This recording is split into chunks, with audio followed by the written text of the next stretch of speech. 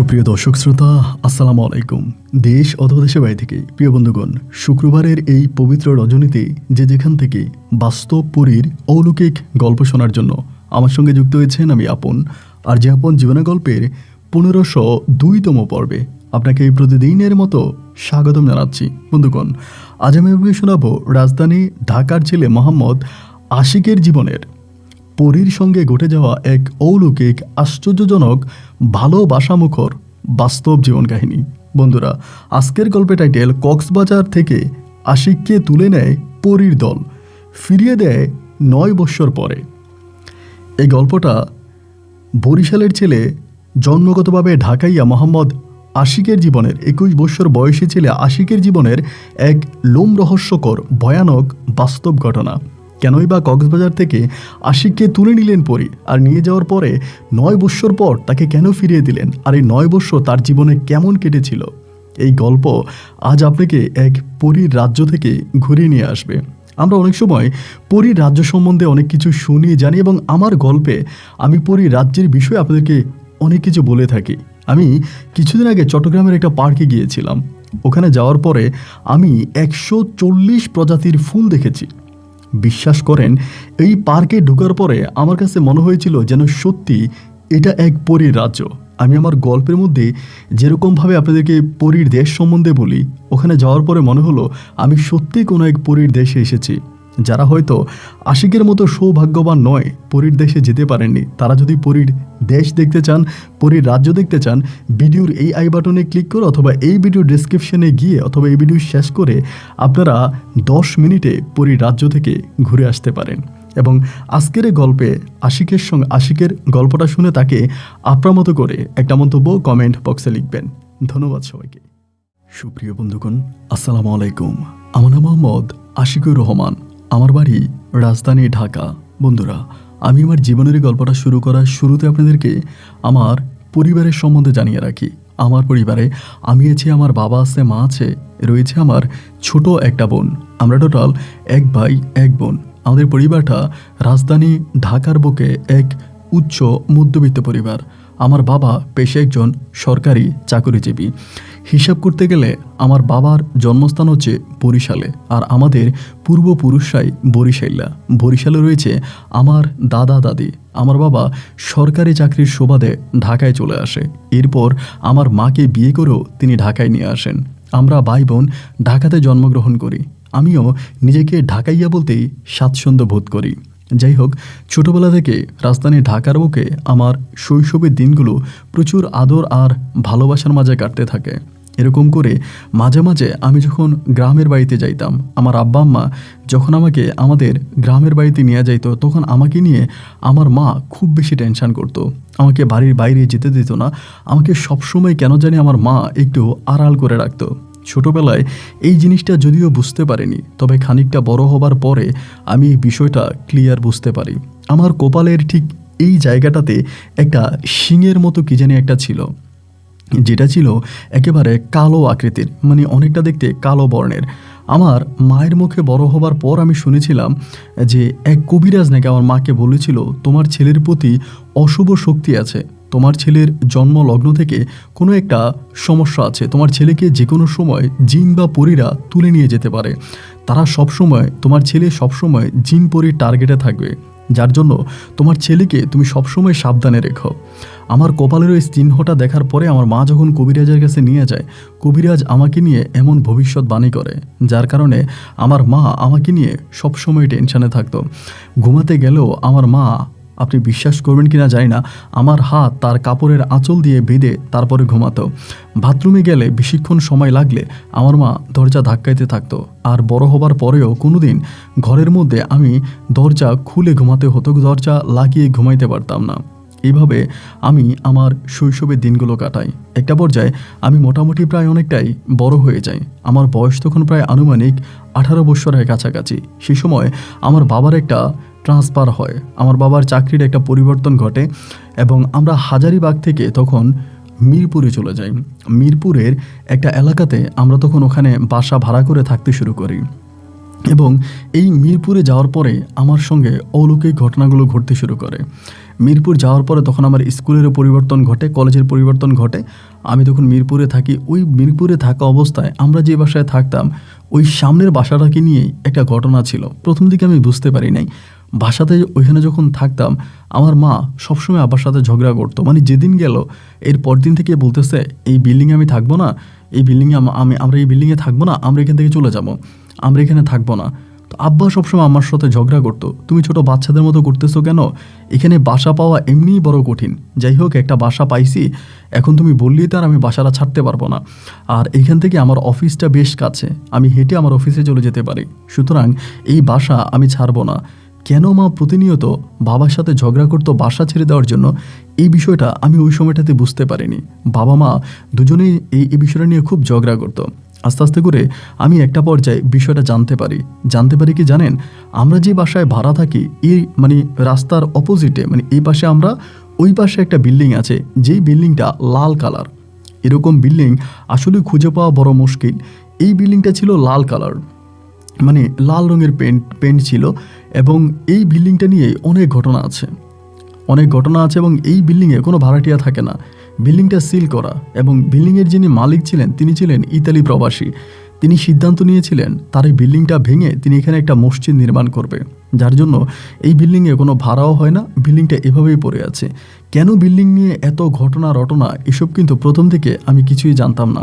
তবে বিল্ডিংটা দেখলেই না আমার কাছে কেন জানি ভালো লাগতো, এবং আমি অবাকভাবে বিল্ডিংয়ের দিকে তাকিয়ে থাকতাম। এভাবেই এই বাসায় আমরা প্রায় 4 মাসের মতো ভাড়া থাকি। 4 মাস পরের ঘটনা আপনাকে বলি। 4 মাস পরে একদিন হলো কি, আমি বাসার ছাদে গিয়েছিলাম, এবং রাত তখন আনুমানিক প্রায় 8টা থেকে 9টার মতো বাজে। ওই সময় বাসার ছাদে যাওয়ার পরে আমি হঠাৎ করে দেখলাম আমাদের পাশের ওই বিল্ডিংটা, যে বিল্ডিং নিয়ে এত ঘটনা রটনা, ওই বিল্ডিংয়ের 3 তলার বারান্দার মধ্যে একটা মেয়ে দাঁড়িয়ে আছে, এবং একটা মেয়ে দাঁড়িয়ে আছে, মেয়েটার গায়ে একটা সাদা পোশাক। প্রচণ্ড রকমের বাতাস ছিল, এবং বাতাসে মেয়েটার ওই সাদা পোশাকটা নড়তেছে, এবং মেয়ের মানে দূর থেকে যতটুকু বোঝা যাচ্ছে যে মেয়ের মাথার চুলগুলো অনেকটা লম্বা, এবং এই চুলগুলো বাতাসের সাথে দোলন খাচ্ছে। এই দৃশ্যটা দেখে আমি একটু অবাকই হয়ে গেলাম। কি ব্যাপার, আজকে বহু মাস ধরে এই বাসায় আছি, জানি এই বিল্ডিংটা ভুতুরে বিল্ডিং, এই বিল্ডিংয়ে কোনো মানুষ থাকে না, তাহলে হঠাৎ বারান্দায় যে দাঁড়িয়ে আছে সে কি মানুষ না ভূত? আমি প্রথমত অনেকটা ভয় পেয়ে যাই, এবং ভয় পাওয়ার পরেও আমি সেদিকে তাকিয়ে আছি।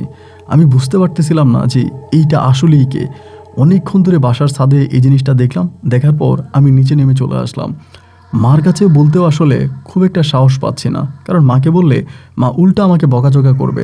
মায়ের সম্পূর্ণ নিষেধ ওই বিল্ডিংয়ে উঠা, বিল্ডিংয়ের দিকে তাকানো।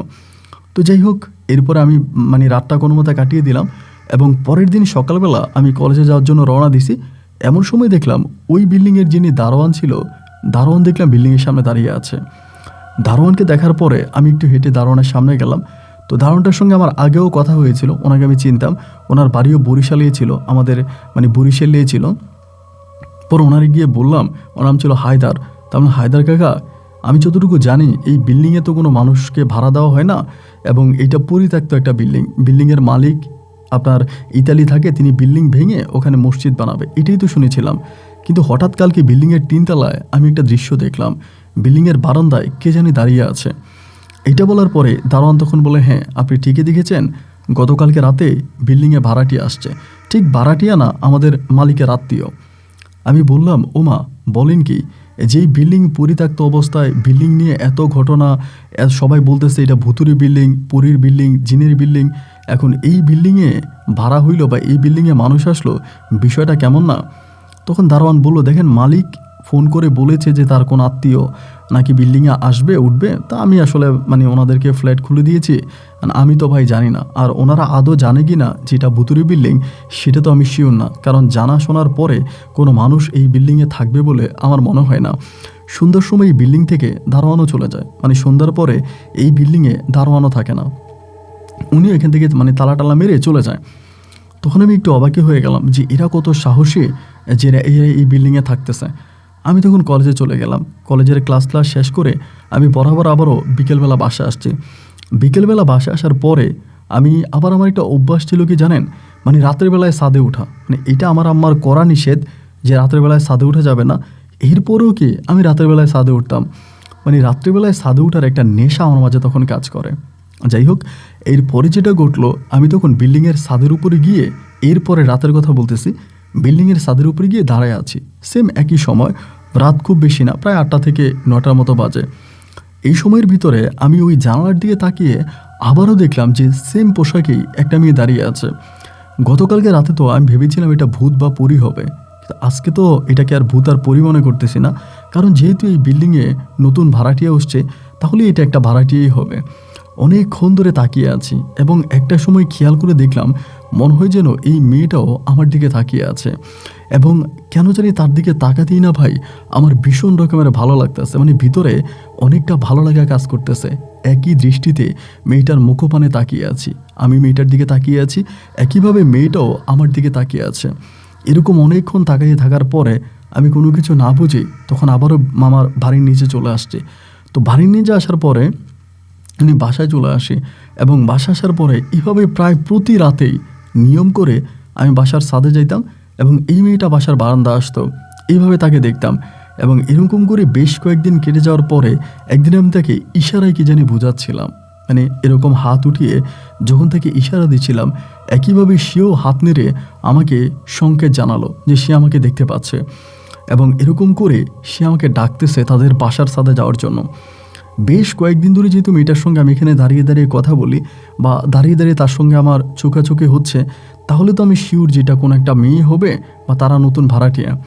আমাকে ইশারা দিচ্ছে তাদের ফ্ল্যাটে যাওয়ার জন্য বা তাদের বাসার ছাদে আসার জন্য।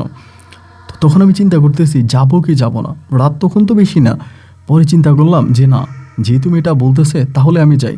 সে সময়টাতে কিন্তু বিল্ডিংয়ে দারোয়ান থাকতো না, কিন্তু বিল্ডিংটা খোলা থাকতো, মানে দারোয়ান চলে যেত, যেহেতু ভাড়াটি আছে তারা উঠতো যাইতো এবং তারা রাত 9টা কি 10টার দিকে গেট লাগাই দিত, এরকমটা আমি শুনেছিলাম। মেয়েটা যখন আমাকে ইশারা দিয়ে ডাকলো যাওয়ার জন্য, আমি তখন একটু সাহস নিয়ে বললাম, মনে মনে বলতেছিলাম যে আজকে আমি যাবই, এই বিল্ডিংয়ে কি হয় আমি সেটা দেখব। এই চিন্তা ভাবনা করে আমি আস্তে আস্তে করে বিল্ডিংয়ের দিকে রওনা দিলাম এবং নিচে নেমে একে একে করে যখন হাঁটি হাঁটি পাপা করে বিল্ডিংয়ের দিকে যাচ্ছিলাম, বুকের ভিতরে একরকম অন্যরকম ভয় কাজ করতেছে। একবার চিন্তা করে যাব, আবার ভাবি না জানি কি সমস্যা হয়ে যায়। এবং বিশ্বাস করবেন না, বিল্ডিংটার ভিতরে ঢোকার পরেই না আমার পুরো শরীরটা কেমন জানি অনেকটা ভার হয়ে গেল, মনে হয় যেন আমার শরীরের উপরে কয়েক টন ওজন হয়ে গেছে। আমি পা সামনের দিকে দিতে পারি না, তারপরেও একটু একটু করে সিঁড়ি বেয়ে উপরের দিকে উঠতেছি। এই বিল্ডিংয়ে তো মূলত অনেকগুলো ফ্ল্যাট আছে, কোন ফ্ল্যাটে এই মেয়ে থাকে এটা তো আর আমি জানি না। আমি তখন একেবারে বাসার ছাদে চলে গেলাম এবং ছাদে যাওয়ার পরে দেখলাম মেয়েটা দাঁড়ায় আছে একদিকে মুখ করে, একদিকে মুখ করে ওই বিল্ডিংয়ের ছাদে দাঁড়িয়ে আছে। আমি আস্তে আস্তে করে উপরে উঠলাম, উঠার পরে কীভাবে তাকে ডাকবো ঠিক বুঝতে পারতেছিলাম না। এবং ওভাবে অনেকক্ষণ দাঁড়িয়ে থাকার পরে আমি তখন এরকম করে এমন করে দেওয়ার পরেই মেয়েটা তখন আমার দিকে ফিরে তাকালো। আমি বললে হয়তো আপনি বিশ্বাস করবেন না, আমার জীবনে আমার এই ছোট্ট বয়সে আমি যত মেয়ে দেখেছি এর মতো সুন্দর মেয়ে আমি জীবনেও দেখি নাই। মাথার চুলগুলো যেন পায়ে পড়তেছে, চুলের মধ্যে একটা সাদা পোশাক পরিত অবস্থায়, চোখের মধ্যে হালকা কালো আইলাইনার দেওয়া, এত সুন্দর লাগতেছে যা আমি আপনাকে বলে বোঝাতে পারবো না। একটু একটু করে আমি তখন তার সামনে গেলাম, মনে হয় যেন তার চোখের দিকে তাকিয়ে আমি খুন হয়ে যাচ্ছি। আমি তখন তার দিকে তাকিয়ে জিজ্ঞেস করলাম, আপনার নাম কি? সে খুব সুন্দর করে উত্তর দিল, আমার নাম পুষ্প। আমি বললাম, আপনাদের বাড়ি? বললাম, আমাদের বাড়ি রাজশাহীতে। আমি যতটুকু জানি এই বিল্ডিংয়ের যে মালিক আছে ওনার বাড়িও রাজশাহীতে। পর আমি বললাম, এই বিল্ডিংয়ে আপনারা কতদিন ধরে আছেন? বলি, এই তো কয়েকদিন ধরে। আমি বললাম, কে কে থাকে? বলে, আমি, আমার আব্বা আম্মা, আমরা ভাই বোন। আমি বললাম, ও আচ্ছা, তো সত্যি আমি আপনাকে প্রতিদিন আমার বাসার ছাদ থেকে দেখি, তো ভালো লাগে। আর আপনি যখন আমাকে গ্রিন সিগন্যাল দিয়েছেন আপনাদের বাসা আসার জন্য, আমি চলে আসছি। আচ্ছা, আপনাকে তো একটা কথা বলেই হয়নি। মেয়েটা বলে, কি? আমি বললাম, আপনাদের এই বিল্ডিং নিয়ে কিন্তু অনেক ঘটনা আছে। আপনি কি জানেন এইটাই একমাত্র বিল্ডিং যেই বিল্ডিংয়ের কালার হচ্ছে লাল কালার? মেয়েটা তখন একটা মুচকি হাসি দিল, হাসি দিয়ে বলে, আপনি কি ভয় পাচ্ছেন? আমি বললাম, না, ঠিক ভয় পাচ্ছি না। এই বিল্ডিংয়ে তো কোনো মানুষ ভাড়া থাকে না, মানে কোনো ভাড়াটিয়া থাকে না। আমি যে কথাগুলো বলতেছি আবার মনে মনে এটাও চিন্তা করতেছি, এটা বলে কি আমি ঠিক করতেছি? কারণ হয়তো তারা না জেনেও বিল্ডিংয়ে উঠতে পারে, জানার পর হয়তো তার এই বিল্ডিং থেকে চলেও যাবে। এটা কি বলা ঠিক হচ্ছে? আমি নিজেকে নিজেই প্রশ্ন করতেছি। আবার ভাবতেছিলাম যেহেতু বলতেছি তাহলে বলেই ফেলি। আমি বললাম, আপনাদের এই বিল্ডিং নিয়ে অনেক ধরনের ঘটনা আছে। এই মহল্লার অনেকেই বলে এটা হচ্ছে ভুতুরে বিল্ডিং, এই বিল্ডিংয়ে জিন পরীরা থাকে। কিন্তু আপনারা এই বিল্ডিংয়ে থাকতেছেন, আপনাদের সাথে কি এমন কোনো ঘটনা কখনো ঘটেছে? মেয়েটা আমার দিকে তাকিয়ে একটা মুচকি হাসি দিয়ে বলে, না, আমাদের সঙ্গে কখনোই এই ধরনের কোনো ঘটনা ঘটেনি, আর আমরা এই ধরনের কোনো কিছু দেখিই নাই। এটা হচ্ছে মানুষের মূলত একটা কুসংস্কার, এগুলো আসলে বিশ্বাস করা ঠিক না। এই বিল্ডিংয়ে কোনো কিছুই নেই, এই বিল্ডিংয়ে আমরা থাকতেছি, আমার পরিবার নিয়ে থাকতেছি, আমরা মূলত এই বিল্ডিংয়ে কোনো কিছুই দেখি নাই। এই যে আপনি আসছেন, আপনি কি কিছু দেখেছেন? আমি বললাম, না সত্যি আমি তো নিজেই কিছু দেখি নাই। বলে এই বিল্ডিংয়ে আসলে কিছুই নেই, এগুলো মানুষে বলা বলে করে। আমি বললাম, শুনেছিলাম এই বাড়ির যিনি মালিক তিনি বিল্ডিংটা ভেঙে ফেলবে এবং নতুন করে তিনি আরেকটা বিল্ডিং নির্মাণ করবে, সেটাতে নাকি উনি ওখানে মসজিদ বানাবে। মেয়েটা বলতেছে এটা বাড়িওয়ালার বিষয়। আমি বললাম, আচ্ছা। দারোয়ান বলল, বাড়িওয়ালার সাথে নাকি আপনাদের কোনো সম্পর্ক আছে? বলে, হ্যাঁ, শুনেছিলাম বাড়িওয়ালার সঙ্গে আমার বাবার ভালো একটা ফ্রেন্ডশিপ আছে। আমি তখন বললাম, ও আচ্ছা ঠিক আছে। পরে মেয়েটার সঙ্গে অনেকক্ষণ কথাবার্তা বলছি, বলার পরে মেয়েটা বলতেছে যে যখনই আপনার মন খারাপ লাগবে, বিশেষ করে সন্ধ্যার সময় আপনি এখানে আসতে পারেন, আমি অলওয়েজ এখানে থাকি। আমি তো, আপনি পড়াশোনা করেন না? বলেন, না আমি আসলে রাজশাহীতে পড়াশোনা করছিলাম, বাট এখানে এসে পড়াশোনা করি না, আব্বু আম্মুর সঙ্গেই থাকি। তো মেয়েটার সঙ্গে অনেকক্ষণ কথাবার্তা বললাম, প্রায় 8টা-9টা পর্যন্ত, খুব ভালো লাগলো। এবং আমি বললাম যে ঠিক আছে পুষ্প, তাহলে আজকে যাই, আমি কালকে আবারও আসবো। তো বললো, আচ্ছা ঠিক আছে যান। এই কথা বলে আমি তার সঙ্গে বিদায় নিয়ে সেদিন আমি চলে আসছি। কিন্তু ভাই, সত্যিকার অর্থে মেয়েটাকে আমার ভীষণ রকমের ভালো লেগেছে, মানে এতটাই ভালো লেগেছে যা আমি আপনাকে বলে বোঝাতে পারবো না। তার চোখ, তার চলন বলন সব কিছু মিলিয়ে আমি যেন মুগ্ধ হয়ে যাচ্ছিলাম এক নজরেই। তাকে অনেকক্ষণ ধরে দেখলাম, তার সঙ্গে কথাবার্তা বললাম, পুনরায় বাসায় যখন ফিরে আসলাম, এরপর আমার মনটা শুধু আনচান করতেছে তারা কখন আবার দেখব। তো দিনের বেলায় দেখা যায় আমি খুব একটা সময় পাই না। আমি দিনের বেলায় অনেক বেশি ব্যস্ত থাকি, আমার কোচিং থাকে, প্রাইভেট থাকে, এরপরে আবার কলেজের ক্লাস থাকে, এই সব কিছু মিলে আসলে খুব একটা সময় পাই না। আমি বাসায় মানে একদম সকালে বেরিয়ে যাই, রাতের বেলায় ঘরে আসি এবং একটু ফ্রেশ ট্রেশ হয়ে সুন্দর সময় তারা দেখার জন্য চলে যাই। এইভাবে যাতায়াত করি এবং এরকম করতে করতে একদিন আমার আম্মা করলো কি, বরিশালে যাবে। মূলত আমার নানুমণি একটু অসুস্থ, তো আমার বাবা, মা আর আমার বোন, তারা হচ্ছে 3 জনে যাবে বরিশালে। তো ওই সময় তো আমার কলেজে পরীক্ষা চলতেছিল, সেমিস্টার পরীক্ষা। তো আমারে বলতেছে তুই সহ চল। আমি বলছি না, আমি যাবো না, আমার যেতে ইচ্ছে করতেছে না, আমি যাবো না। এখানে আপনাকে আরেকটা কথা বলে রাখি, পুষ্প কিন্তু কোনো মোবাইল ব্যবহার করতো না, ওর কাছে কোনো ফোন ছিল না। আমি ওরা বলতাম যে তুমি মোবাইল ইউজ করো, তোমার কাছে মোবাইল আছে? বা না, আমার কাছে কোনো মোবাইল নাই, আমি কোনো ফোন ইউজ করি না, বা আমার ফোন ইউজটা আমার ভালো লাগে না, আমি একটু ন্যাচারাল পছন্দ করি এবং ন্যাচারাল থাকতেই ভালোবাসি। তো আমাকে এরকম করে বললো, আমি ওর কথা শুনলাম। এরপরে যেটা হলো, আমার আব্বা আম্মা আর আমার ছোটো বোন তখন তারা চলে গেল বরিশালে। তো ওই দিন আমার চিন্তা ভাবনা ছিল কি, যে আমি পুষ্পকে আমার বাসায় নিয়ে আসবো, যেহেতু আমার বাসা ফাঁকাই আছে, ওকে আমার বাসায় নিয়ে আসবো। এই পরিকল্পনা করে ওই দিন রাতের বেলায় বরাবরের মতো প্রতিদিন যেমন যাইতাম, সেদিন আমি ওই বাসার সাথে গেলাম। যাওয়ার পরে দেখতাম ওখানে দাঁড়ায় আসতে। একটা কথা কি আপনাকে বলে রাখি, আমি যে সময় যাইতাম, মানে ওই বিল্ডিংয়ে আমি যখনই যাইতাম তখনই দেখতাম যে দাঁড়ায় আছে, মনে হয় যেন 24 ঘন্টা ওই বাসার ছাদেই দাঁড়ায় থাকে। তবে সেদিন আমার সঙ্গে একটা ঘটনা ঘটেছিল। যেদিন আমি তাকে আমার বাসায় আনবো চিন্তাভাবনা করতেছিলাম, ওই দিন যাওয়ার পরে আমার কাছে যেটা মনে হলো, আমি একটা সাপ দেখেছিলাম। সাপটা কীরকম দেখেছি আপনারা দেখবেন, সিঁড়ি দেওয়া ওই বিল্ডিংটা কিন্তু নতুন কোনো বিল্ডিং না, অনেক পুরনো একটা বিল্ডিং ছিল, অনেকই পুরনো বিল্ডিং। এবং এই বিল্ডিংটার যেই মানে রিলিংগুলো আছে, মানে আপনার সিঁড়িতে, এই রিলিংয়ের মধ্যে আমার কাছে মনে হলো একটা সাপ পেঁচায় আছে, এইরকম একটা জিনিস আমি দেখেছিলাম, যেটা আমার কাছে মনে হলো আর কি। চোখের ধান্দাও হতে পারে, এটাও হতে পারে। তো সেদিন আমি গেলাম, যাওয়ার পরে তার সঙ্গে কথা বলতেছি, আমি সেও কথা বলে। এই সময়টাতে কিন্তু আমাদের দুজনের মাঝে মোটামুটি এক ধরনের সম্পর্ক হয়ে গেছে, এক ধরনের ভালো লাগা ভালোবাসা হয়ে গেছে। হয়তো আমি তাকে বলি নাই বা সেও আমাকে বলে নাই, কিন্তু আমরা দুজনকে ভালোবাসি।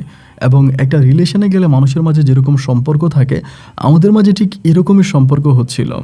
অনেকক্ষণ পর্যন্ত তার সাথে বাসার ছাদে, ওদের বাসার সাথে দাঁড়ায় থাকি, থেকে বলতেছি, পুষ্প আজকে তোমাকে একটা কথা বলবো, যদি তুমি রাগ না করো। ও আমাকে বলে, এতদিন ধরে আমার সঙ্গে কথা বলতেছ, কই আমি কি কখনো রাগ করছি? আমি বললাম, না রাগ করো নাই, বাট আজকের কথাটা একটু ডিফারেন্ট। পরে বলতেছে, কি ডিফারেন্ট বলো? আমি বললাম যে আজকে আমার আব্বা আম্মা, আমার ছোটো বোন কেউ বাসায় নেই, তারা সবাই বরিশালে গেছে। তুমি যদি কিছু না মনে করো, আমরা তো প্রতিদিনের ছাদে বসে আড্ডাবাজি করে, আজকে তোমাকে আমার বাসায় তোমার দাওয়াত, তো তুমি চলো আমার বাসায় চলো। এটা বলার পরেই ও তখন একটা হাসি দিয়ে বলে, কেন, বাসায় ফাঁকা কেউ নেই, আমাকে নিয়ে যাবা? আমি বললাম, না ঠিক এরকম না, তুমি যদি যেতে চাও। আমাকে বলে, আমার না মুক্ত আকাশ ভালো লাগে, ছাদ ভালো লাগে, খোলামেলা পরিবেশ ভালো লাগে, বদ্ধ ঘর, বদ্ধ দরজা এবং অন্ধকার এসব আমার ভালো লাগে না। আমি যেখানে আছি এখানেই বেশ আছি। আমি তখনও তাকে একটু জোরাজুরিই করতেছিলাম যে চলো না, গেলে কি হবে, চলো। ও আসলে যেতে রাজি হচ্ছে না। যতই জোরাজুরি করলাম ও মানে গেলই না। এবং না যাওয়ার পরেই আমি তখন আর তার সঙ্গে কথাবার্তা বাড়াইলাম না, একটু রাগ করে বসছিলাম যে এত তোমাকে যেতে বললাম, তুমি গেলা না, তার কারণটা কি, মানে এটা একটু রাগই হয়েছি। এবং রাগ হওয়ার পরেই আমি তখন তার সাথে কথাবার্তা বলে আমি যথারীতি প্রতিদিনের মতো আজও নেমে আসতেছি। আজকে যখন গেটের কাছে আসছি ভাই, গেটের কাছে আসার সঙ্গে সঙ্গে আমি দেখতেছিলাম এক বিশাল আকৃতির সাপ। মানে এই সাপটা, এটা কোনো সাপ নয় বা সাপ এরকম হয় না, মানে আমি শিওর যেটা কোনো সাপ না। এবং এই সাপটা পুরো বিল্ডিংটাকে পেঁচায় রাখছে, পুরো বিল্ডিংটাকে পেঁচিয়ে এই সাপের মুখটা একেবারে গেটের ওই মুখে আছে। আমি সাপটাকে দেখে একটা চিৎকার দিছি, মানে এত জোরে চিৎকার দিছি যা বলার মতো না। এবং চিৎকার দিয়েও উপরের দিকে দিছি দৌড়। এবং সম্ভবত এত জোরে চিৎকার দিয়েছে যে বিল্ডিংয়ে যে মানে যারা ছিল, এবং চিৎকারের সঙ্গে সঙ্গে একটা ফ্ল্যাট থেকে একটা বয়স্ক লোক বের হয়েছে। এবং বয়স্ক লোকটা বের হয়ে আমি চিৎকার দিয়ে যে ওনারা ধরে চিৎকার দিতে শুরু করছি, কারণ এরকম সাপ আমি আমার জীবনেও দেখি নাই, এত ভয়ানক সাপ। এবং চিৎকার দিয়ে ওনাকে ধরছি এবং ধরার পরে উনি আমাকে বলতেছে, বাবা কি হয়েছে, কি হয়েছে। আমি কিছু বলি না, উনি আমাকে টেনে ঘরের দিকে নিয়ে গেছে। ঘরের দিকে নিয়ে দরজা লাগাই দিছে, লাগাই দিয়ে বলতেছে, তোমার নাম কি? বয়স্ক লোকটা বলতেছে। আমি বললাম, আমার নাম হচ্ছে আশিক। বলে, তোমার বাসা কোথায়? আমি বললাম, এই যে আপনাদের সামনের যে বিল্ডিংটা, এই বিল্ডিংয়ে আমি থাকি। তো লোকটাকে দেখে আসলে আমি তো জানি এখানে একটাই ভাড়াটিয়া আছে, তারা হচ্ছে পুষ্প, এবং এটা সম্ভবত পুষ্পর বাবাই হবে। তো আমি ভেবেছিলাম যে এরকমই হবে আর কি। মানে ওনার সঙ্গে এখানে গেলাম এবং যাওয়ার পরে এবং উনি আমরা বলতেছে, তুমি এত রাত ওখানে কেন আসছো, মানে কি কারণে আসছো? আমি তো পুষ্পর কথাও বলতেছি না। পরে মানে খুব ভয় পেয়ে ওনারা বলতেছে, আপনি একটু পুষ্পরে ডাক দেন, আমি একটু পুষ্পর সঙ্গে কথা বলি। খুব ভয় পেয়ে গেছিলাম তখন, এই জন্যই বলতেছিলাম। এটা যে ওর বাবা আমি সেটাও জানি, এবং জানার পরও আমি তখন এই কথাটা বলছি। বলার পরেও না লোকটা আমার দিকে তাকায়া একটু অবাক হয়েই তাকিয়ে আছে। একটু অবাক হয়ে যখন তাকিয়ে আছে, আমি বললাম, আঙ্কেল একটু ডাক দেন না, পুষ্পরে ডাক দেন, আমি একটু ওর সঙ্গে কথা বলি। উনি তখন আমাকে বলতেছে, পুষ্পকে? যখন বলল পুষ্পকে, আমি তখন অবাক হয়ে গেলাম। আমি বললাম, এই বিল্ডিংয়ে তো একটাই ফ্যামিলি থাকে তাই না, আর তো কোনো ফ্যামিলি নেই? উনি বলে, হ্যাঁ এই বিল্ডিংয়ে একটাই ফ্যামিলি থাকে। আমি বললাম, তো আপনার মেয়ে? আমি পুষ্পর কথা বলতেছি। পরে উনি একটা হাসি দিয়ে বলল, বাজান আমার তো কোনো মেয়ে নাই। আমি বললাম, আপনার এক ছেলে এক মেয়ে আছে না? বলে, না না না, আমার কোনো ছেলে মেয়ে নাই, আমরা একটু অসহায় মানুষ, গ্রামে কষ্টে আছি, দুঃখে আছি, আমার ওয়াইফকে নিয়ে থাকার জায়গা নেই আমাদের, এবং যার জন্য এই বাড়ির মালিক আমাদেরকে এই বিল্ডিংয়ে থাকতে দিছে। আমরা জানি বিল্ডিংয়ে অনেক ঘটনা ঘটে, বিল্ডিংটা ভালো না, তারপরেও আমরা আসলে নিরুপায় হয়ে বিল্ডিংয়ে থাকতেছি। আমি আমার ওয়াইফ, আমাদের তো কোনো বাচ্চা কাচ্চা নাই। আমি বললাম, ওমা এ আপনি কি বলতেছেন, আপনার কোনো বাচ্চা নাই মানে? আমার বয়সে আপনার একটা মেয়ে আছে না? উনি বলে, না না না, তোমার বয়সে আমার কোনো মেয়ে নাই, আর আমার ওয়াইফের কোনো সন্তানাদি হয়নি, আমাদের কোনো বাচ্চা কাচ্চা আল্লাহ তাআলা দেয়নি। আমি বললাম, দেখেন আঙ্কেল, আপনিও সম্ভবত আমার সাথে মজা করতেছেন। আপন ভাই, হয়তো আপনি বিশ্বাস করবেন, ওই সময়টাতে আমার কাছে মনে হচ্ছে আমি মনে হয় একটা অন্য কোনো রাজ্যে চলে গেছি। আমি যে ঢাকা শহরে আছি এইটা আমার বিশ্বাস হচ্ছে না। লোকটার আমি বলতেছি যে, দেখেন আপনি কি বলতেছেন, আমি তো এইমাত্র পুষ্পর সঙ্গে বাসার ছাদে কথা বলে তারপরে নিচে নেমে আসছি। উনি বলে, বাসার ছাদে তুমি কথা বলে নিচে নেমে আসছো? আমার বাসার ছাদে তো রাতের বেলায় কোনো মেয়ে থাকার তো কথা না। ওই বুড়ি লোকটা, মানে ওনার যে ওয়াইফ ছিল, উনি তখন আসছে, এসে আমার হাতটা ধরে বলতেছে, বাবা তুমি একটু শান্ত হও, তুমি অনেক উগ্র মেজাজি হয়ে গেছো, একটু শান্ত হও, একটু পানি খাও। এবার ওদের করে একটু পানি পান করতেও আমার ভয় লাগতেছে। আমি যে পানিটা পান করব, আমার তখন ভয় লাগতেছে যে আল্লাহ, আমি পানি পান করলে না জানি আবার কি হয়ে যায়। আমি ভয়ে পানিও পান করতেছি না। পরে মহিলাটা আমাকে বলতেছে, তুমি কি ভয় পাইতেছো, তুমি কি ভয় পাইতেছো বাবা? আমি মানে তখন মনে হয় যেন আমি সেন্সলেস হয়ে যাব, মানে আমি অজ্ঞান হয়ে যাব। আমার কাছে তখন ফোন ছিল, ওই সময়ের ভিতরে আমার বাসা থেকে তখন আমার মা ফোন দেয়, এবং মা ফোন দেওয়ার পরে আমি তখন ভয়ে ফোন রিসিভ করি না, তো ওই মহিলারা তখন ফোনটা রিসিভ করে, এবং রিসিভ করার পরে ওই মহিলা তখন আমার আম্মুকে বলে যে এই ঘটনা। আম্মা তখন চিৎকার দিয়ে ওঠে, মানে ওখানে চিৎকার দিয়ে বলতেছে, আমার ছেলেকে আপনারা ঘর থেকে বের করবেন না, আমার ছেলেকে ঘরের মধ্যে রেখে দেন, ওরে ঘরের থেকে বের করবেন না, আমরা আসতেছি, আমরা রওনা দিচ্ছি, আমরা বরিশাল থেকে এখনই আসতেছি, আপনারা ওরে ঘর থেকে বের করবেন না। তো তখন এই বৃদ্ধ লোকটা আর ওই মহিলাটা বলতেছে যে, বাবা তুমি ভয় পাইও না, তুমি থাকো, তোমার আব্বা আম্মা আসলে তুমি তারা চলে যেও, এখন তোমাকে আমাদের ঘরের বাইরে যেতে দিতে তোমার আব্বা আম্মু নিষেধ করেছে, সো আমরা তোমাকে এখন ঘরের বাইরে যেতে দিব না, তুমি আমাদের সঙ্গেই থাকো এবং তোমার আব্বা আম্মা আসলে তোমাকে এই বাসা থেকে নিয়ে যাবে। আমি তখন বললাম যে না, আমি এখানে থাকবো না, আমাকে আপনারা তাড়াতাড়ি আমার বাসায় দিয়ে আসেন, এই বিল্ডিংয়ে আমার ভয় লাগতেছে। বয়স্ক লোকটা তখন বলে, দেখো ভয় লাগার কিছুই নাই, এই বিল্ডিংয়ে আমি আর আমার ওয়াইফ অনেক মাস ধরে আছি, এই বিল্ডিংয়ে কোনো সমস্যা নাই, তুমি থাকতে পারো। আমি বললাম তাহলে আমি ঘুমাবো না, আমি থাকবো। এরকম করে আমি তাদের সঙ্গে বসে আছি, তাদেরকেও ঘুমাইতে দিচ্ছি না, আমি নিজেও ঘুমাইতেছি না। আমার কথা হচ্ছে আমি ঘুমাবো না, আমি তো ভয়ে ভয়ে মরে যাইতেছি, ভিতরে আমার এত ভয় হচ্ছে যে আমি মরেই যাব ভয়ে, এমন একটা অবস্থা। আমি নিজেও ঘুমাই না, আমি ওনাদেরকেও ঘুমাইতে দেই না। আমি আমার মতো করে তখন এই ঘরের মধ্যে বসে আছি। রাত্র তখন ভাই আনুমানিক একটা ধারণা কি 12টা বা 1টার মতো বাজবে। এই সময়টাতে হঠাৎ করে কে জানি দরজার মধ্যে ঠকঠক করে শব্দ করতে শুরু করলো। মানে যেই ঘরে আমি আছি ওই ঘরে 2টা টোকা দিছে, 2টা টোকা বলতে 2টা ধাক্কা দিছে দরজায়। ধাক্কা দেওয়ার পর আমি সোফা থেকে লাফ দিয়ে উঠে দাঁড়াই গেছে। আমি তখন বললাম এত রাতের বেলায় দরজা ধাক্কা দিল কে? বয়স্ক লোকটা বলে, তুমি বসো, একটু বসো, এত অধৈর্য হইও না, বসো। আমি বসে ওনার মুখের দিকে তাকিয়ে বলতেছি, আঙ্কেল এত রাতের বেলায় দরজা কে ধাক্কা দিল? উনি বলে, এই বিল্ডিংয়ে তো একটু সমস্যা আছে, সেটা তুমিও জানো আমিও জানি, এটা নতুন কিছু না, মাঝে মাঝে রাতের বেলায় আমাদের এই দরজা ধাক্কা দেয়, কিন্তু আমরা দরজা খুলি না। আমি বললাম, দেখেন এত রাতের বেলায় যেহেতু দরজা ধাক্কা দিছে, তাহলে দরজার ওই প্রান্তে কেউ না কেউ আছে, আপনি আল্লাহর দোহাই দরজা খুলেন না। উনি বলে, না বাবা, সকালে ফজরের আজান দেওয়ার আগ পর্যন্ত আমি দরজা খুলবো না, তুমি থাকো। আমি বললাম, দেখেন আপনারা ঘুমাইয়েন না, আমার খুব ভয় লাগতেছে। এর মধ্যে আমার আম্মা ফোন দিতেছে বারবার, আম্মা ফোন দিয়ে মহিলাকে বলতেছে, আমার ছেলেরই কিন্তু ঘর থেকে বেরোতে দিয়েন না, ওরে কিন্তু ঘরের মধ্যে আটকায় রাখবেন, ঘর থেকে বেরোতে দিয়েন না, আমরা কিন্তু চলে আসতেছি, আমরা বাসে উঠে গেছি, আমরা আসতেছি। এরকম করে আম্মুর সঙ্গে কথা হচ্ছে, আম্মু মহিলার সঙ্গে কথা বলছে। তখন শেষ রাতের দিকে, এটা আমার জীবনের সবচেয়ে বড় অভিজ্ঞতা, এবং এই যেই লোকটা এই বিল্ডিংয়ে ভাড়া আছে আর কি, ওই বয়স্ক বৃদ্ধ পুরুষ মহিলা তারাও বলতেছে, তারাও বিষয়টাতে অবাক।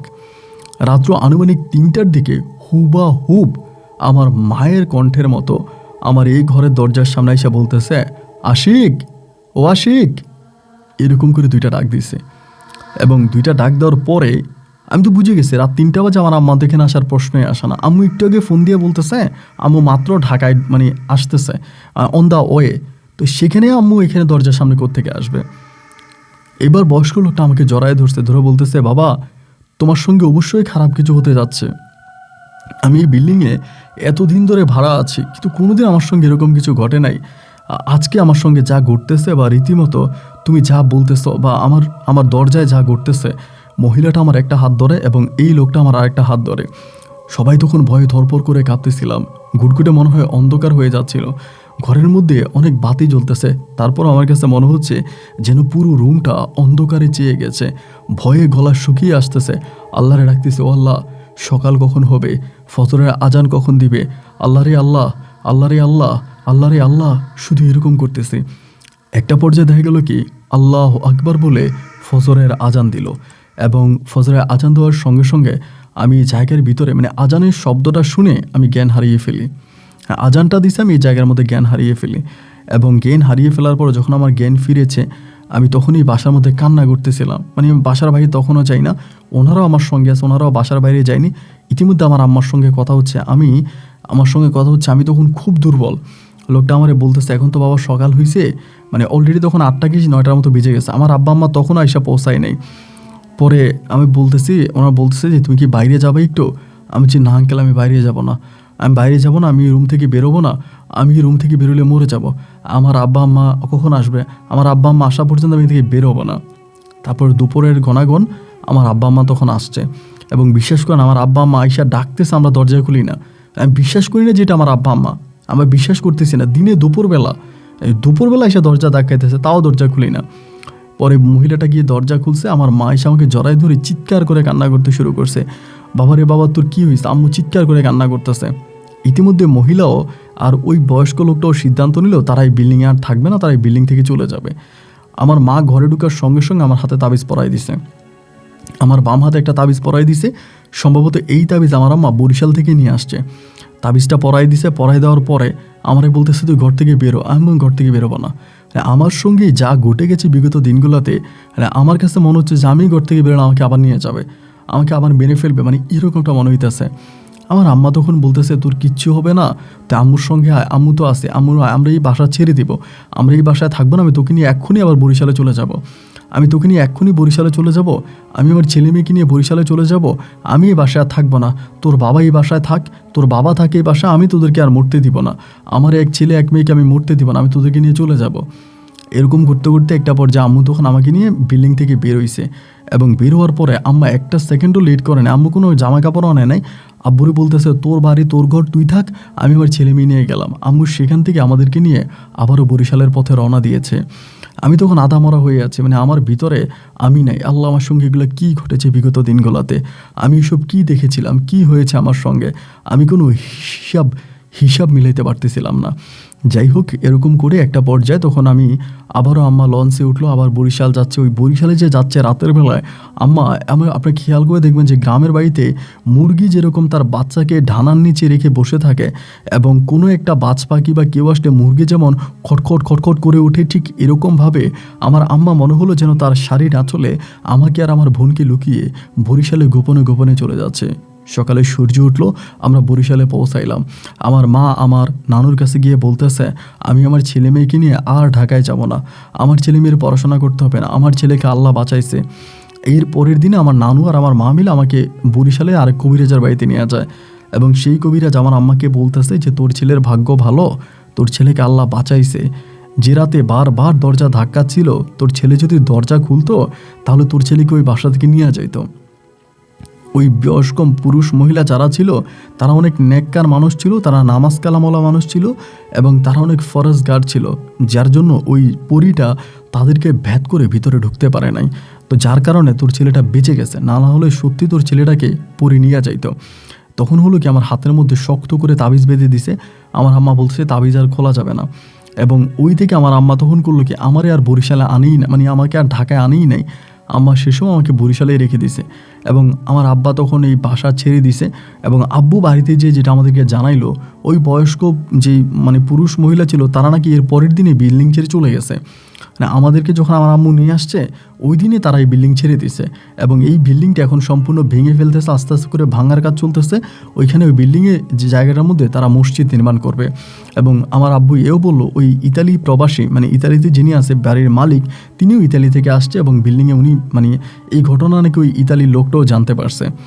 তো আমি তখন বরিশালে পড়ে আছে, আমি আর বাড়িতে যাই না, মানে আপনার ঢাকাতে যাই না। এবার এরকম করে টানা প্রায় 2 বছরের মতো কেটে যায়। আমি টানা 2 বছর বরিশালে থাকি, এবং আমি ওখান থেকে কলেজ ট্রান্সফার করে বরিশালে চলে আসি। সেই বরিশাল থেকে আমি তখন ইন্টারমিডিয়েট পাস করি, এবং ইন্টারের রেজাল্ট আউট হওয়ার পরে, ইন্টার পাস করার পরে আমার তো ঢাকায় অনেক ফ্রেন্ড সার্কেল আছে, ওনাদের সঙ্গে সবসময় ফোনে কথাবার্তা বলি, ওদের সাথে আড্ডাবাজি করি, প্রচুর দুষ্টামি করি, প্রচুর মজা মাস্তি করি। এই করতে করতে আমার ফ্রেন্ডদের সঙ্গে একটা গ্রুপ কলের মাধ্যমে আমার ফ্রেন্ডরা সবাই মিলে সিদ্ধান্ত নিল তারা কক্সবাজার ঘুরতে যাবে, কক্সবাজার বেড়াইতে যাবে। তখন এটা ভ্যাকেশন, একটা ছুটির সময় ছিল। আমি তখন সবাইকে বললাম যে আমরা একটা কাজ করি, আমরা কক্সবাজার না গিয়া আমরা কুয়াকাটায় যাই, যেহেতু কুয়াকাটা আমাদের বাড়ির পাশেই, আমাদের হিসাব করলে ঘরের পাশেই কুয়াকাটা। সো আমরা কুয়াকাটাতে যাই, আমরা বরিশালে না যাই, কক্সবাজার না যাই। তো আমার ফ্রেন্ডরা তো ঢাকাইয়া, ওরা যে ঢাকায় বলা পায় না, ওরা আসলে কক্সবাজারই পছন্দ করে। ওদের ঘোরার জায়গা ডেস্টিনেশন একটাই ছিল, হচ্ছে কক্সবাজার। ওরা কক্সবাজারের বাইরে কিন্তু আর মানে মোটামুটি তেমন কিছু বুঝে না। যতই বললাম যে দেখ আমরা কক্সবাজার না যাই, আমরা কুয়াকাটার দিকে যাই, কুয়াকাটায় আয়, আর কুয়াকাটায় যাবেই না। যতভাবেই বললাম, যেভাবেই বললাম না, ওদের কথায় একটা যে আমরা কক্সবাজার যাবো, আমরা কুয়াকাটায় যাবো না। তো এখন না আমি তো বাসা থেকে বুঝাইতে পারতেছি না। আমার আম্মা তো ওই সময়টাতে মোটামুটি একটু ঢিলাঢালা হয়ে গেছে, যেহেতু 2-3 বছর কেটে গেছে, মানে আম্মু আর আগের মতো নাই, একটু ঢিলাঢালা হয়ে গেছে। তো আবার এর মাঝে আমার ছোটো যে বোনটা ছিল, আমার ছোটো বোনেরও বিয়ে হয়ে গেছে। আমার বোনটা বিয়ে হওয়ার পরের ঘটনা। পরে আম্মুরে বললাম যে আম্মু আমি কুয়াকাটায় যাবো। আমি তো আম্মুকে কক্সবাজারের কথা বলি নাই, কারণ কক্সবাজার বললে তো ধর আম্মু আমাকে যেতে দিবে না। কুয়াকাটার কথা বলছে, বলার পর আম্মু বলে তোর তো সমস্যা আছে, তুই সাবধানে থাকিস। আম্মুর কাছ থেকে বিদায় নিয়ে কুয়াকাটার কথা বলে আমি তখন ঢাকাতে চলে আসি, এবং ঢাকা আসার পরে ফ্রেন্ড সার্কেল সবাইকে নিয়ে আমরা তখন কক্সবাজার উদ্দেশ্যে রওনা দিলাম। এবং যে আমরা কক্সবাজার যাচ্ছি, আমরা প্রায় 8 জনের মতো, মানে 8টা ফ্রেন্ড একসঙ্গে যাচ্ছি। মানে প্রচুর মজা করতেছি, মানে এত মজা করতেছি যা বলার মতো না, এত মজা করতেছি সবাই মিলা। একদম সবাই মিলে গেলাম, বাসে উঠলাম এবং আমরা সকালবেলা আপনার কক্সবাজারে গিয়ে পৌঁছাইলাম। এবং সুগন্ধা বিচ থেকে আমরা তখন হচ্ছে আমাদের যে হোটেল ছিল একটা হোটেল ভাড়া করলাম, ওখানে মিলা সবাই দিলাম ঘুম, সবাই ঘুমাইলাম, ঘুমায় টুমায় সারা রাত কাটাই দিলাম।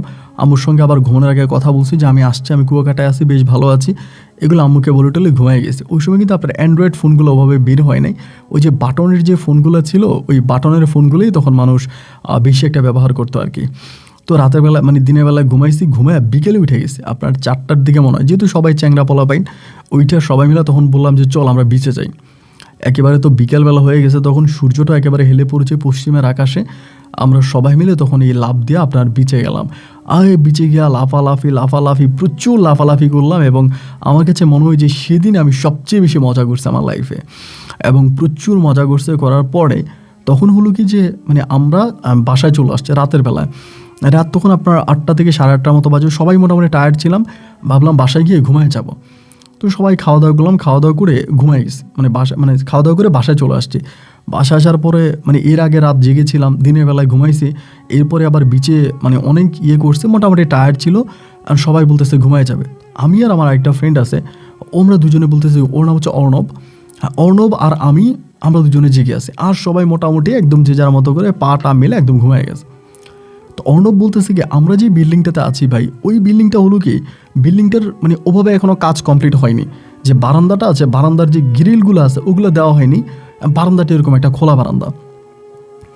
তো অর্ণব আর আমি দুজনে মিলে কথা বলতে বলতে হঠাৎ করে অর্ণবের ভিতরে আমি কেমন জানি একটা পরিবর্তন দেখতেছি, মানে ও যে কথাবার্তা বলতেছে কথাবার্তার মাঝে কেমন জানি একটা মানে অন্যরকম একটা পরিবর্তন।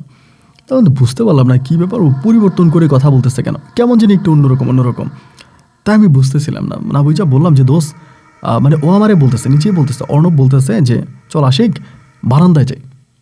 আমি বললাম যে বারান্দায় যাবি না, ঘুমিয়ে যাবে, তখনই তো আমার চোখে অনেক ঘুম, আমি ঘুমিয়ে যাবো। আমারে বলতেছে যে না চল বারান্দায় যাই। তো ও যেহেতু বলতেছে আমি যে ঠিক আছে, যেহেতু তুই বলতেছিস তাহলে চল। আমি তখন অর্ণবের সঙ্গে বারান্দা পর্যন্ত গেলাম। ভাই খুবই গুরুত্বপূর্ণ কথা, বারান্দা যাওয়ার পরে অর্ণব আর আমি কথা বলতেছি, তো বারান্দার যেহেতু এটা রিলিং নাই, মানে আপনার এভাবে করা হয়নি, খোলা বারান্দা একরকম। আমি তখন এই যে দেওয়ালটা আছে দেওয়ালের উপরে বসছি, পা উঠে ওইখানে বসছি। এই বিল্ডিংটা হচ্ছে আপনার 4 তলা, নিচে হচ্ছে 4 তলা বিল্ডিং, পা উঠে বসছি, অর্ণব বসে আছে। কথা বলতেছি, হঠাৎ করে না অর্ণবের কণ্ঠটা কেমন চেঞ্জ হয়ে গেল। কথা বলতে ওর কণ্ঠটা কিছুটা ফিমেল টাইপের হয়ে গেল, মানে মেয়েদের মতো হয়ে গেল, যেটুকু আমার মনে আছে আর কি, আপনাকে সেটুকুই বলি, মানে একদম ফিমেলদের মতো হয়ে গেছে। মেয়েদের মতো হয়ে যাওয়ার পরে কথায় উদাহরণ করলো কি, হঠাৎ করে ভাই আমাকে একটা ধাক্কা দিয়ে বসছে। আমি তো যে মানে আপনি বুঝতেছেন যে একদম মানে কর্নারে বসে আছি, তো সেখানে ধাক্কা দিলে তো আমি পড়ে যাবো। ও যেমনি ধাক্কাটা দিলাম আমি তেমনি পড়ে গেছি, আর নিচের দিকে পড়ে গেছি। আমার শুধু এটাই মনে আছে যে আমি নিচের দিকে পড়ে যাইতেছি, তার মানে আমি মারা যাবো, যেহেতু আমি এত উঁচা থেকে পড়তেছি নিচের দিকে, এবং নিচে তো প্রচুর আপনার লোহা লঙ্কর, যেহেতু এটা একটা কনস্ট্রাকশনের কাজ চলতেছে এখনও, নিচে এখন অনেক মানে আপনার অনেক কিছু, তো আমি মারা যাবো। এই বলে আমি তখন মানে আমার সেন্সলেস মানে আমি জ্ঞান হারিয়ে ফেলি, অজ্ঞান হয়ে যাই, আমার আর কোনো কিছুই মনে নেই। যখন আমার জ্ঞান ফিরে আসে আমি তখন দেখলাম কি যে আমি একটা ফুলের বাগানের মধ্যে শুয়ে আছি, অসম্ভব রকমের সুন্দর একটা ফুলের বাগান, এবং এই বাগানটার মধ্যে আমি শুয়ে আছি। আমি তখন এই বাগানটার মধ্যে উঠে বসছি, বসার পর দেখলাম আমার যে ছোটো বোন আছে, আমার ছোটো বোন ওখানে বসে আছে, আমার আপন যে ছোটো বোন আছে ও বসে আছে। ওরে দেখে তো আমি মানে একটু অবাক, ওর নাম ছিল আফসা বসে আছে। তখন আমি আফসারে জিজ্ঞেস করতেছি, আফসা এটা কোথায় আর আমি কোথায়? পুরো কেমন জানি হাসতেছে, হাসার পরে আমাকে একটা জুস দিল, মানে জুসের মতো আর কি, একটা গ্লাস দিল, ধরো এটা খাও। তো দিশে আমি খাইতেছি, আমি ওর দিকে তাকে আছি, মানে একেবারে এটা এমন নয় যে কোনো স্বপ্নে দেখা বা কারো মুখ থেকে শোনা, এরকম না, একদম রিয়েল দিনের বেলায়। জুসটা দিলাম, তখন জুসটা খেলাম, জুসটা খাওয়ার পরেই আমার ভিতরে কিছুটা পরিবর্তন কাজ করতে শুরু করে। এই জুসটা খাওয়ার পরেই মানে আমি জানি একটু অন্যরকম হয়ে যাই, মানে অন্যরকম বলতে কি মানে আমি এখন কোথায় আছি, কোন জায়গায় আছি, কী করতেছি, এসব কিছুই কিন্তু আমার আর মনে নেই। মানে মনে নাই, শুধু দেখলাম যে একটা ফুলের বাগান, আমাকে আমার বোনে জুস খাওয়াইছে, এইটুকুই আমার মনে আছে। এরপরে আর কোনো মেমোরি বা কোনো স্মৃতি আমার কিছুই মনে নেই।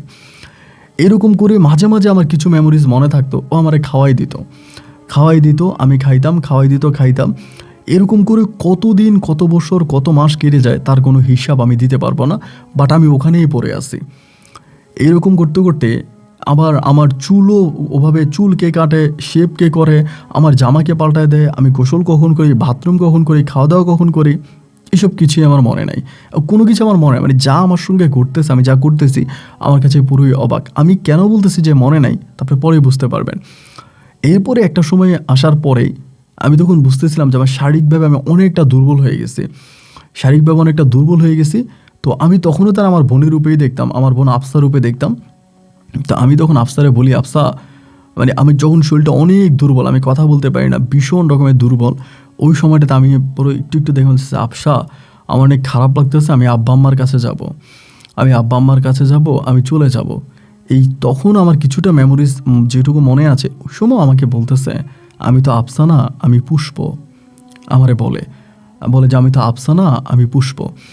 তো এটা বলার পরেই মানে এখানে আপনাকে আরেকটা বিষয়ে হয়তো আমি ভুলে গেছি বা আমার বলতে খেয়াল নাই, এটা আমি যে কক্সবাজারে এভাবে দৌড়াইছি বা পানিতে লাফালাফি করছি, আমার একটা ধারণা যে আমার তাবিজটা ওখানে পড়ে গেছে। এইটা আমার একটা ধারণা আর কি, এটা আমি পরে বুঝতে পারি যে তাবিজ পড়ে গেছে, তখনও বুঝতে পারি না, বা তখন তো আমি আসলে জানি না যে আমি কোথায় আছি বা কী করতেছি। তো আমারে বলতেছে যে আমি পুষ্প। পুষ্প বলার পরে আমি তখন খুব কষ্ট করে চোখটা মেলি, এবং এই লাস্ট মোমেন্টে এসে আমি দেখতে পারি যে এটা আসলেই পুষ্প। মানে আমি যে পুষ্পকে দেখেছিলাম, যতটুকু তার চেহারা আমার মনে আছে, ওই যে বাসায় ইতালিয়ানদের যে বাড়ি ছিল, যে বাড়ির সাথে যে আমি যে পুষ্পকে দেখতাম, সেই পুষ্প আমার সঙ্গে বসে আছে। কিন্তু এতদিন আমি তাকে আমার বোন আফসা রূপে দেখেছিলাম, বাট এখন দেখতেছি পুষ্প। পরে ও কান্না করতেছে, মানে আমার পাশে বসে বসে কান্না করতেছে। পরে আমি বললাম যে তুমি পুষ্প, আমার বোন কোথায়? পরে বলে, আমি তোমাকে তোমার বাবা মায়ের কাছে দিয়ে আসবো, তবে আমি তোমাকে অনেক ভালোবাসি, আমি তোমাকে ছাড়া থাকতে পারবো না, তোমাকে ছাড়া থাকতে আমার খুব কষ্ট হবে, আমি জোর করে তোমাকে এখানে রেখে দিয়েছি।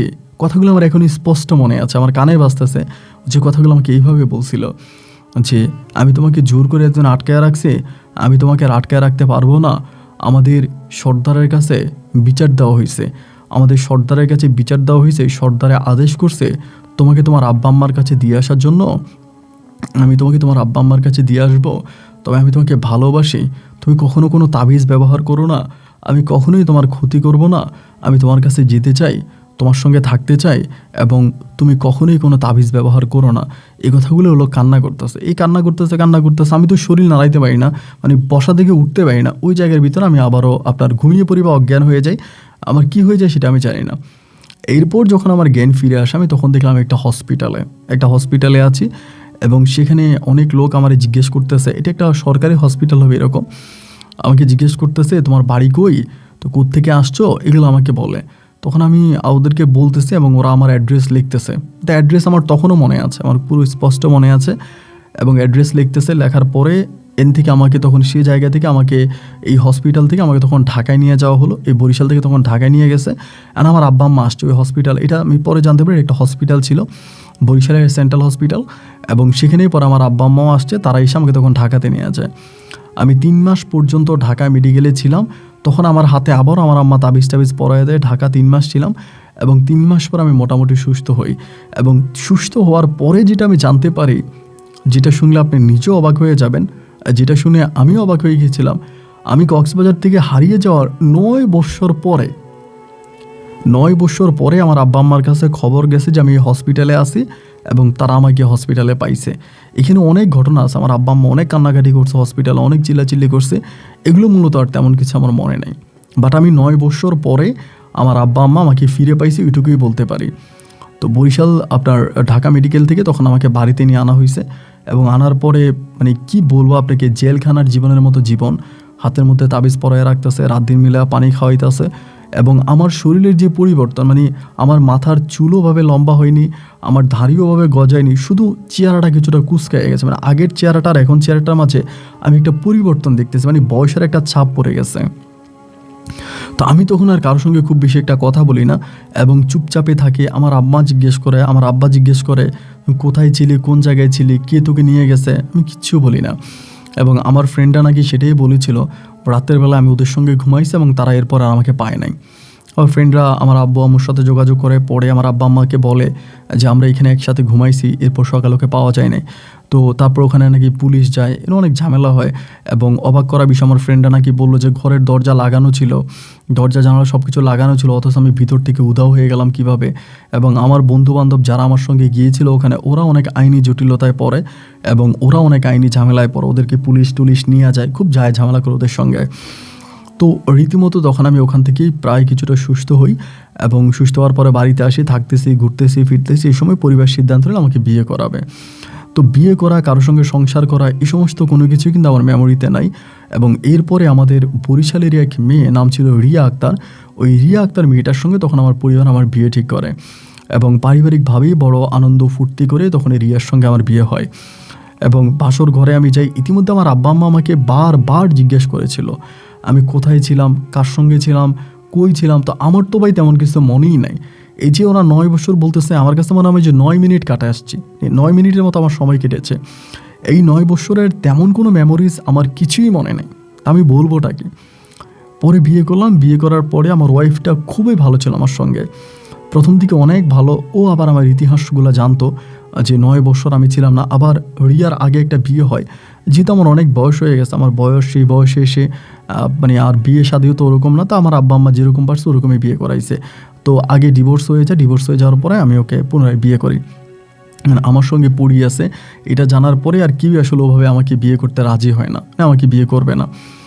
তো এইরকম করে তখন একটা পর্যায়ে রিয়া আমাকে বারবার জিজ্ঞেস করতো, আমি ওরে কোনো কিছু বলতাম না এবং রিয়ার ঘরেও কোনো বাচ্চা কাচ্চা হতো না। এভাবে প্রায় রিয়ার সঙ্গে আমার সংসার জীবনের 8 মাস কাটে।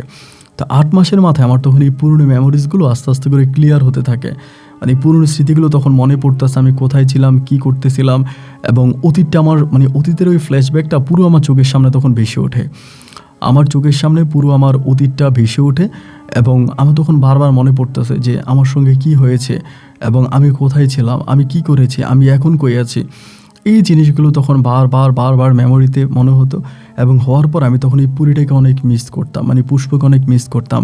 এই যে আমাকে নিজ হাতে খাওয়াই দিত আমার বোনের রূপে, আমার সঙ্গে এত কিছু করতো, কেন জানি তার প্রতি, মানে তার জন্য আমার ভিতরে এক ধরনের মায়া কাজ করতে শুরু করে, মানে প্রচণ্ড রকমের মায়া কাজ করে। এবং এই মায়া থেকেই একদিন রাতের বেলায় আমি আমার হাতের ওই তাবিজটা খুলে ফেলি, হাতে তাবিজটা খুলে ফেলি। এবং তাবিজটা খুলে ফেলার পরে এবং সেই রাতে আমি সরাসরি পুষ্পকে আবারও স্বপ্নে দেখি। ও আমার কোনো ক্ষতি করে নাই, তাবিজটা খুলে ফেলার পরে ও স্বপ্নে আসে এবং এসে আমাকে বলে, তোমাকে অনেক ধন্যবাদ, বহু বছর পরে, মানে বহু মাস পরে হলেও তুমি আমার কথাটা রেখেছো, তুমি শরীরে তাবিজটা খুলেছো। আমি তোমাকে আমার রাজ্যে নিয়ে যাব না, আমি তোমার কোনো ক্ষতি করব না, কিন্তু আমি তোমাকে পছন্দ করি, তোমাকে আমার ভালো লাগে, যার জন্য আমি মাঝে মাঝে তোমার সামনে আসব, তোমার সঙ্গে কথা বলবো, তোমার সঙ্গে দেখা করব। কিন্তু তুমি আমার এই, আমি যে আমি তোমার কাছে আসতেছি, তোমার সঙ্গে কথা বলতেছি, আমাদের দেখা হচ্ছে, এই কথাগুলো তুমি কখনোই কারো কাছে বলবা না, এগুলা কারো কাছে বলো না, আমি তোমার সঙ্গে এসে দেখা করব। এই বলার পরে তখন হতো কি, মাঝে মাঝে ওকে আমি দেখতাম, মানে ওকে আমি যেভাবে দেখতাম এটা একটু ডিফারেন্ট টাইপের, মানে হঠাৎ করে দেখতাম ওখানে বসে আছে, এরপর দেখতাম নাই, আবার রাতের বেলায় আসতো। এরকম করে করে আমি আস্তে আস্তে করে ওর উপরে আবার ডিপেন্ড হয়ে যাচ্ছি। এটা কিন্তু আমার আব্বা আম্মা জানতো না। তখন আমি বরিশালে একটা চাকরিও করি, একটা বেসরকারি কোম্পানিতে চাকরি করি, মানে চাকরিতে যাইতাম, গেলে মাঝে মাঝে দেখতাম চেয়ারে বসে আছে। ধর আমি যে চেয়ারে বসে বসে কাজ করতেছি, আমার পাশের চেয়ারেও বসে আছে, ওই বসে বসে হাসতেছে। আবার মাঝে মাঝে কলম পড়ে গেছে, ধর নিচে আমার কলমটা পড়ে গেছে, আমার কলমটা উঠিয়ে দিতেছে, আমি লিখতেছি, আমার মানে খুব বোরিং লাগতেছে, ফাইলিংয়ের কোনো কাজ, ও বলতেছে আমি করে দিই, ও করে দিতেছে। মানে এরকম করেই তখন ওর সঙ্গে আমার দিন রাতগুলো কাটতেছে, খুবই ভালো একটা মানে বন্ধুত্বপূর্ণ সম্পর্ক তখন তার সঙ্গে আমার হয়ে যায়। তো এরকম করে ধরেন মাঝে মাঝে ও বারান্দায় আমার সঙ্গে দাঁড়িয়ে দাঁড়িয়ে কথা বলে, আমি আসি, ও কথা বলে, আমি কথা বলি। তো এরকম করে যে তার সঙ্গে কথা বলি বা দেখা হয়, আমার বউ তখন এই বিষয়টাতে মোটামুটি ডাউট করে ফেলে, মানে রিয়া তখন ডাউট করে যে আমি সম্ভবত কারোর সঙ্গে প্রেম করি, এবং রিয়া যদি না থাকে আমি সম্ভবত মোবাইলে কথা বলি। এই যে ওর সঙ্গে আমার এইভাবে দেখা হয় বা ও তো আমার কাছে আসে কথা বলি, এখন রিয়া মনে করতেছে যে আমি মোবাইলে কথা বলি। ও তখন আমাকে প্রচুর সন্দেহ করতে থাকে, মানে আমার ওয়াইফ প্রচুর সন্দেহ করে, এবং সন্দেহ করে আমাদের দুজনের মাঝে তখন প্রচণ্ড রকমের ঝগড়া হইতেছে, মানে সারাক্ষণে ঝগড়া হইতেছে। ও আমাকে বারবার বলতেছে যে তুমি অবশ্যই কারোর সঙ্গে কথা বলো, তোমার অবশ্যই কারোর সঙ্গে প্রেম আছে, তা না হলে তুমি কেন এরকম করতেছো বা তুমি কি করো। মানে মোটামুটি রিয়া আমার উপরে খুব খেপে গেছে এবং ঝগড়াঝাটি করতেছে। আমি ওকে বারবার বলি যে না দেখো, আমার মোবাইল তো আমি এই যে বাসায় রেখে আমি ওখানে দাঁড়াইতাম, কার সঙ্গে কথা বলছো। ও আমাকে মানে বুঝছে আমি কার সঙ্গে কথা বলছি। আবার এই জিনিসগুলো যখন পুষ্প জানতো, ওইকে আবার মুচকে মুচকে হাসতো, ও দুষ্টমি করতো। তো এরকম করতে করতে একদিন রাতের বেলায় ও আর আমার আর রিয়ার প্রচণ্ড রকমের ঝগড়া হয়। ঝগড়া হইতেছে মানে কেন রিয়ার কথা হলো আমি পরকীয়ায় লিপ্ত আছি, কিন্তু পরকীয়ায় লিপ্ত নাই। সেদিন আমি সহ্য করতে না পেরে রিয়ার কাছে সত্যিটা বলে ফেলি। তখন আমার অবস্থা এরকম যে আমি যদি সত্যিটা না বলি রিয়া হয়তো আমাকে মেরে ফেলবে। বা আমি তখন মনে মনে কিন্তু পুষ্পকে ডাকতেছিলাম যে পুষ্প আসে না কেন। ওই সময়টাতে কিন্তু পুষ্প আসতেছে না, পুষ্প আসে নাই। না আসার পরেই তখন আমি একেবারে বাধ্য হয়ে তখন তাকে সত্যিটা বলে দিই যে আমার সঙ্গে একটা পরী আছে, এই পরী আমাকে নিয়ে যায়, আমি 9 বছর পরীর সঙ্গে থাকি, এবং এই কথাগুলো তুমি আমার মাকে বইলো না, এই কথাগুলো আমি তখন রিয়াকে বলে ফেলি। এবং রিয়ার কথাগুলো বলার পর রিয়া তখন মোটামুটি খুব অবাক হয়ে যায়। অবাক হয়ে তখন করে কি আমারে বলে যে ও মাই গড, তাহলে তো তোমার সঙ্গে পড়ি আসতে আমার তোমার অনেক ক্ষতি হবে। ওই তখন চিৎকার দিয়া গিয়ে আমার আম্মার এটা জানায় দেয়, যেহেতু আমরা একই বিল্ডিংয়ে থাকি, আম্মাকে জানায় দেয়। এবং আম্মাকে জানাই দেওয়ার পর আম্মা এসে আমাকে জড়ায় ধরে আবার আমার হাতে তাবিজ পরায়। আম্মার কাছে অলওয়েজই কিন্তু আপনার শরীর বন্ধে তাবিজ থাকে, ঘরে 8-10টা তাবিজ পরে থাকতো। তাবিজটা পরায় দেয় এবং তাবিজটা পরিয়ে দেওয়ার পরে সকালবেলা তখন হলো কি রিয়া আমারে বলতেছে ওর এক আঙ্কেল আছে, নাম হচ্ছে আসলাম কবিরাজ, এবং সে খুব নাম করা কবিরাজ, অনেক বড় মাপের একজন কবিরাজ, এবং ওই কবিরাজের বাড়িতে আমাকে নিয়ে যাবে। আম্মু তখন মোটামুটি অনেকটা অসুস্থ হয়ে পড়ে, আম্মু অনেক দুর্বল হয়ে যায়। আম্মু তখন রিয়ারে বলতেছে তাহলে তুই নিয়ে যা।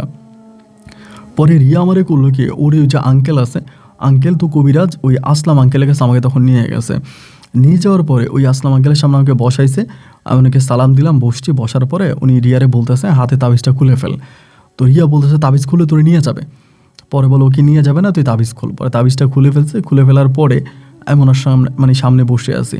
বসে থাকার পর উনি আমার কপালে হাত দিয়েছে, হাত দিয়ে বলতেছে রিয়ারে বলতেছে অনেকক্ষণ ধরে উনি আমাকে দেখি রিয়ারে বলতেছে ওর শরীরে আর তাবিজ পরাইস না, এবং যে পরীটা ওর সঙ্গে আছে এটা অনেক ভালো একটা পরী, এবং এটা ওর কোনো ক্ষতি করবে না, ওকে কখনো নিয়েও যাবে না, এবং ওর উপকার ছাড়া ওর কোনো ক্ষতি করবে না। তবে ওরে যদি তুই বন্দি করে রাখিস, তাবিজ পরিয়ে রাখিস, তাহলে ও অসুস্থ হয়ে মারা যাবে। তখন রিয়া বলতেছে যে তার ওর সঙ্গে একটা পরী থাকবে, সেটা জানার পরও আমরা তাবিজ পরাবো না? বলে না, তাবিজ পরাবি না, তাবিজ পরলেও মারা যেতে পারে, আর এই পরীটা ওকে নিয়েও যাবে না, ওর বড় কোনো ক্ষতিও করবে না, যদি পারে ওর উপকার করবে। এগুলো বলার পরে তখন আমরা আবারও চলে আসতেছি, গাড়িতে বসে আছি, তখন কিন্তু আমার শরীরে তাবিজ নেই, এবং তাবিজ নেই, রিয়া আমার সঙ্গে বসে আছে। এইবার আমি পুষ্পকে দেখতেছি, ও সামনে এরকম বাতাসের মধ্যেও ভাসতেছে, ও দাঁড়ায় আছে বাতাসের মধ্যে। খুব রাগ আমার উপরে, রাগও আবার হাসেও, রাগও করতেছে আবার হাসতেও আছে, এরকম একটা অবস্থা। পরে বাসায় আসছি, আসার পরে কোনো কথাবার্তা নেই, আমি শোয়ার সাথে সাথে আমার ঘুম চলে আসছে, বিছনায় শুইলাম তো ঘুম চলে আসছে। ঘুম আসার পর আমি তখন রিয়াকে স্বপ্নে দেখতেছি, পুষ্পকে স্বপ্নে দেখতেছি। ও স্বপ্নে এসে প্রথমে খুব রাগারাগি করলো আমার সঙ্গে, তুমি তোমার ওয়াইফকে কেন জানাইলা, কেন সব কিছু বলে দিল, এটা তুমি ভালো করে নাই, তুমি যে কবিরাজের কাছে গেছো আসলাম কবিরাজ, এই কবিরাজ ভালো না, ওই কবিরাজটা অনেক খারাপ, ও পরীদেরকে বন্দি করে, এটা সেটা, তুমি সেই কবিরাজের কাছে যাইও না। আমি বললাম যে আচ্ছা ঠিক আছে, আমি যাবো না। পরে বলে তোমার ওয়াইফকেও বলবো ওই কবিরাজের কাছে না যাওয়ার জন্য, ওই কবিরাজটা খুবই খারাপ। তা এগুলো আমাকে বলছে, আমি আর আমার ওয়াইফকে কোনো কিছু বলি না। এখন ওর সঙ্গে যে আমার দেখা হচ্ছে বা কথা হচ্ছে, এগুলো কিন্তু আমি আমার ওয়াইফকে বলি না। এইভাবে ধরে না আরও অনেকগুলো মাস কেটে গেল, এবং অনেকগুলো মাস কেটে যাওয়ার পরে একদিন আমি পুষ্পর সঙ্গে রিয়ার সঙ্গে রিয়ার আমার শ্বশুর বাড়িতে বেড়াইতে গেছিলাম। তো শ্বশুর বাড়িতে বেড়াইতে যাওয়ার পরে সন্ধ্যার সময় মাগরিবের কিছুক্ষণ পরে আমার শ্বশুর বাড়িতে একটা দিঘি আছে, অনেক বড় একটা দিঘির পাড়ে বসে আছি। তো দিঘির পাড়ে বসে থাকা অবস্থায় আমার এই পুষ্প তখন আমাকে বলতেছে যে, তখন মাগরিবের আজান দিয়ে দিছে, মাগরিবের আজানের একটু পরে, পুষ্প না, রিয়া আমাকে বলতেছে, আমার বউ আমাকে বলে যে তোমার সঙ্গে না একটা পরী আছে, তুমি তোমার পরীটাকে বলো এই দিঘিতে একটা টাকার কলসি আছে, একটা স্বর্ণের কলসি আছে, এবং ওই স্বর্ণের কলসিটা যেন পরীটা তোমাকে দিয়ে দেয়, এটা তুমি বলে দাও, তোমার পরীকে তুমি বলো তোমাকে এটা দেওয়ার জন্য, এবং ওই স্বর্ণের কলসি যদি তোমাকে দিয়ে দেয় তাহলে তুমি কোটিপতি হয়ে যাবা, তুমি অনেক টাকার মালিক হয়ে যাবা, তোমার আর কোনো অভাব অনটন থাকবে না, তুমি অনেক ভালো থাকবা, বলো না তোমার পরীটাকে বলো যাতে তোমাকে এটা দিয়ে দেয়। তো পুষ্প যখন আমাকে এটা বলতেছে, আমি তখন হাসতেছি যে আমাকে এগুলো কী বলে, এবং এটা কী ধরনের কথা বলে যে আমাকে স্বর্ণগয়না দিয়ে দিবে, এগুলো হাসাহাসি করতেছি। আমি আর পরীরে কোনো কিছু বললাম না, না বলে আমি রিয়ার সঙ্গে কথাবার্তা বলে তখন আমি যথারীতি রাতের বেলায় ঘুমিয়ে গেছি। সেই রাতে তখন এই পুষ্প আবারও স্বপ্নে আসছে, এসে আমাকে বলতেছে যে আশিক, তোমার বউ যে তোমাকে দিঘির পাড়ে দাঁড়িয়ে যেই কথাটা বলছে, এই কথাটা মিথ্যা না, এই কথাটা সত্যি, এই দিঘিতে একটা স্বর্ণের কলসি আছে, এবং কলসির ভিতরে প্রচুর পরিমাণে স্বর্ণ গয়না আছে, এটা কি তুমি নিবা? ওই আমাকে বলতেছে। আমি তখন, ও যে আমার সাথে স্বপ্নে আসে ভাই, তখনই তো আমি পুরো সেন্সে থাকি, এমন নয় যে আমি অজ্ঞান থাকি, বা আমি কিন্তু তার সব কথা শুনি এবং কথার উত্তর দিতে পারি, সে বলে আমি শুনি, আমি বলি সে শোনে, আমাদের কিন্তু কমিউনিকেশন থাকে, বাট মনে হয় যেন আমি ঘুমিয়ে আছি এরকমটা। এবার সে আমাকে বলতেছে যে, আমাকে এরকম করে বলে যে তুমি কি এটা নিবা, আমাকে বলে। আমি তখন বললাম যদি টাকার কলসি থাকে বা স্বর্ণের কলসি থাকে, এটা যদি তুমি আমাকে দিতে পারো তাহলে দাও। ও আমাকে বলে তুমি কি সত্যিই নিবা, এমন করে বলে। আমি বললাম আরে সত্যি আর অসত্যের কি আছে, তুমি যদি দাও তাহলে আমি নিব না কেন। পরে বলে এটা নিয়ে কি করবা। আমি বললাম এটা পেলে তুমি অনেক বড়লোক হয়ে যাবো। ও তখন হেসে এসে আমাকে বলে তুমি এটা পাইলে বড়লোক হয়ে যাবা, তুমি কি আমাকে পেয়ে বড়লোক হওনি। আমি তখন হাসতেছিলাম। আমি বললাম তোমাকে তো দেখি না, মানে তোমাকে তো ধরতে পারি না, ছুঁইতে পারি না। ও তখন আমাকে বলে আমি তোমাকে স্বর্ণের কলসিটা দিব, তবে আমার একটা শর্ত আছে। আমি বললাম শর্ত কি, আবার শর্ত। ও আমাকে বলে শর্ত হচ্ছে এই কলসিটা তুমি বিক্রি করবা, বা যেভাবেই পারো এটা বিক্রি করবা, করে এটা 3 ভাগ করবা। 3 ভাগের ভিতরে 1 ভাগ তুমি খুব একদম গরিব যে মানুষগুলো, ওই মানুষগুলোর মাঝে ব্যয় করবা, এবং আরেক ভাগ মানে আরেকটা ভাগ দিয়া মানে তুমি নিবা, আরেকটা ভাগ তুমি নিবা, এবং আরেকটা ভাগ দিয়ে তুমি মসজিদ নির্মাণ করবা, মসজিদ মাদ্রাসা নির্মাণ করবা। এটা 3টা ভাগ করবা। আর ও আমাকে বললো যে কলসিটা কিন্তু অনেক বড় নয়, এটা কিন্তু অনেক বড় নয়, যে এটা অনেক বড় এক কলসি তা কিন্তু এর আকার অনেকটা ছোট, এবং এটার ভিতরে কিছু স্বর্ণের জিনিস আছে। তো এটা তুমি যদি চাও আমি তোমাকে দিতে পারি, এবং খবরদার এটা তুমি তোমার বউকে জানাইতে পারবা না, মানে তোমার বউকে বলতে পারবা না। এইটা বলবো তখন মোটামুটি আমার কাছ থেকে চলে যায়, রাতের বেলায় চলে যায়। সকালে উঠে আমি মুসকে মুসকে হাসতেছিলাম। আমার বউ আমারে বলে কী ব্যাপার আপনি হাসতেছেন কেন। আমি তখন বলি না, ও তখন আমাকে জোর করে ধরছে। আমি কিন্তু রিয়াকে অনেক ভালোবাসতাম, এই জন্য রিয়ার কাছে আমি কোনো কথা লুকাইতে পারতাম না। রিয়া যখন আমাকে জড়াই ধরছে, আমি তখন রিয়াকে বলে দিলাম যে রিয়া তুমি যে গতকালকে রাতে বলছিলা স্বর্ণের কলসির কথা, গতকালকে রাতে কিন্তু পুষ্প আসছে আমার স্বপ্নে, এবং ও কিন্তু আমাকে বলে গেছে যে স্বর্ণের কলসি চাইলেও আমাকে দিতে পারে, তবে আমাকে এইভাবে এটা বন্টন করতে হবে। এটা শুনে না রিয়ার ভিতরে তখন প্রচণ্ড রকমের লোভ কাজ করতে শুরু করে। ও আমাকে বলে তাহলে তুমি তোমার পরিটাকে বলো না যে যেন সে আমাকে এটা দিয়ে দেয়, আমাদেরকে যেন সে এটা দেয়, এটা যেন সে আমাদেরকে দেয়। এই কথাগুলো তখন সে মানে বলা বলি করতেছে, মানে এগুলো বলতেছে। তো একটা পর্যায়ে হলো কি, মানে আমি যখন ওকে এটা বলে দিই, এটা বলে দেওয়ার পরেই এই ঘটনাটা ধরে, যেটা আমি ওকে বলছি এটা বলে দেওয়ার প্রায় 10-15 মিনিট পরে রিয়া তখন আমার কাছে আসে, মানে পুষ্প তখন আমার কাছে আসে। এটা সকালবেলার কথা, এবং এসে আমাকে খুব মারে। মানে এতদিন পর্যন্ত এই যে এত ঘটনাগুলো ঘটছে, এত কিছু ঘটছে, ওই কিন্তু কোনোদিন আমার গায়ে হাত তোলে নাই, কখনোই মারে নাই। ওই দিন এসে আমাকে প্রচুর মারে, এবং মারার পর আমাকে পুরো অসুস্থ বানায় ফেলে। আমার মানে ঠোঁট দিয়ে গলা দিয়ে রক্ত বের করে ফেলে, এমন একটা অবস্থা। পরে আমার বউ, আমার শ্বশুর শাশুড়ি তারা ধরে কোনোরকম আমাকে ওর যে আত্মীয় আছে আসলাম কবিরাজের কাছে নিয়ে যায়। নিয়ে যাওয়ার পরে আসলাম কবিরাজ আমার হাত ধরে আমাকে বলে সত্যিটা বলো, তোকে লাস্ট কি বলে গেছিল। আমি বললাম যে ও আমাকে লাস্ট বলে গেছিল যে ওখানে স্বর্ণ আছে, স্বর্ণের কলসিটাও আমাকে দিবে, এবং এটা আমাকে কাউকে বলতে মানা করছিল। আমি এটা রিয়াকে বলে দিয়েছি, এবং বলাতেই মনে হয় সে আমাকে মারছে। পরে উনি বলে তুই এখানে থাক, আগামী দিন আমি তোমার শরীর থেকে সম্পূর্ণভাবে এটাকে বিতাড়িত করব, এবং এটা যাতে এরপরে আর কখনোই তোমার শরীরে আসতে না পারে। আমি তখন বললাম আচ্ছা ঠিক আছে, তাহলে আপনি এটাই করেন। এবার আমাকে ওই ঘরের ভিতর উনি আটকায় রাখলো। আসার পরে মানে ওই সারাটা দিন ছিলাম। রাত 10টার দিকে তখন উনি বললো রিয়ারে বললো, আমার শ্বশুরে বললো যে দিঘি নিয়ে ঘটনা, ওই দিঘির পারে যাব। এবং সারাদিন উনি কী করছে এগুলো কিন্তু জানি না। এরপর উনি যেটা করলো, আমাকে নিয়ে, আমার ওয়াইফকে নিয়ে, আমার শ্বশুর শাশুড়িকে নিয়ে উনি একটা গাড়ি ভাড়া করলো। গাড়ি ভাড়া করে উনি দিঘির পাড়ের দিকে রওনা দিল, মানে যেই দিঘিতে স্বর্ণের কলসি আছে ওই দিকে থেকে রওনা দিছে। তো ওই মানে যে গাড়িটা যাইতেছে, এটা একটা মানে আপনার ছিল, নোহা গাড়ি ছিল। ওই যে ওই সময়ের ভিতরে যে নোহা মাইক্রোবাসগুলো, ওগুলো মানে মনে হয় যেন গাড়িটা ভেঙে ফেলবে, এমন একটা অবস্থা। মানে গাড়িটা প্রচুর ঝাঁকাইতে আছে। তো উনি একটু পর পরে বলতেছে, মানে আসলাম কবিরাজ একটু পর পর বলতেছে এগুলো কিন্তু ভালো করতেছিস না, এগুলো কিন্তু ভালো করতেছিস, এগুলো খুব খারাপ করতেছিস, এগুলো ভালো করতেছিস না, এটা ভালো হচ্ছে না। এই বলে ধরেন তখন প্রচণ্ড রকমের ঝগড়াঝাটি এবং ঝামেলার মধ্যে হইতেছে। এবং রাত্র প্রায় অনেক গভীর রাতে তখন এই দিঘির পাড়ে আমরা তখন যাই, আমি, কবিরাজ, এরপর হচ্ছে আপনার রিয়ার আব্বা আম্মা, আমরা সবাই 4 জন থাকি। এবং ওইখানে যাওয়ার পরে উনি তখন মন্ত্র পড়তে শুরু করছে। পড়ার পরে উনি একটা বোতল বের করছে, একটা খালি পানির বোতল বের করছে, এবং বের করে মানে বোতলটা ছিল আপনার কাচের একটা বোতল, এবং এই বোতলটা ছিল কাচের, এবং মানে কাচের বোতলটা, বাট এটার মধ্যে ছিল আপনার আরবি লেখা ছিল, মানে খোদাই করা আরবি লেখা। এবং এই বোতলটা তখন আমাকে দিল, দিয়া বলতেছে যে তুই এটার ভিতরে নিঃশ্বাস ফেল, এভাবে মুখে ধরে তুই নিঃশ্বাস ফেলবি এবং যখনই তুই বুঝবি, মানে আমার বলছে যখনই তুই, উনি আমাকে তুই করে বলতো আর কি ওই কবিরাজটা, যে যখনই তুই বুঝবি যে তোর গলা দিয়ে কিছু একটা বেরিয়ে গেছে তখনই তুই বন্ধ করবি, আর না হলে তুই ফু দিতেই থাকবি, মানে এটার মধ্যে ফু দিয়েই যাবি। যখন বুঝবি যে গলা থেকে কিছু একটা বের হয়েছে তখনই তুই ফু দেওয়া বন্ধ করবি। উনি আমাকে তখন এটা মানে বোতলটা মুখে দিয়ে দিল, আমি তখন নিঃশ্বাস ফেলতেছি বোতলে জোরে জোরে, যত জোরে পারতেছি নিঃশ্বাস ফেলতেছি এবং ভাই আমার মুখ থেকে মনে রক্ত বেরিয়ে যেতেছে, আমার নাক মুখ দিয়ে রক্ত বেরিয়ে, তারপরে বলে তুই নিঃশ্বাস ফেল।